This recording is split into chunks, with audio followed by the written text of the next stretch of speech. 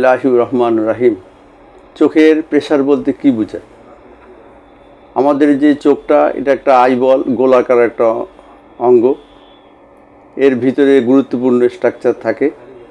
Iris থাকে, আইরিসের মাঝখানে ছোট পিউপিল থাকে, তার পিছনে লেন্স থাকে এবং সর্বপিছনে রেটিনা থাকে, আর সবচেয়ে শুরুতে থাকে কর্নিয়া। এই সমস্ত স্ট্রাকচারগুলো ঠিক রাখার জন্য যে চোখের যে একটা ফ্লুইড থাকে বা চোখের যে পানি জাতীয় পদার্থ থাকে, তারা একটা চোখের ওয়ালে যে ধরনের প্রেসার সৃষ্টি করে, সেটাই হচ্ছে চোখের প্রেসার। এটা কর্নিয়ার মাধ্যমে, প্রেসার মাপার যন্ত্রের মাধ্যমে আমরা এটা নির্ণয় করি। সাধারণত 10 থেকে 20 মিলিমিটারই চোখের মিলিমিটার অফ মার্কারি চোখের স্বাভাবিক প্রেসার হিসেবে ধরা হয়। এর চেয়ে প্রেসার কমে গেলেও ক্ষতি, আর প্রেসার বেড়ে গেলেও ক্ষতি।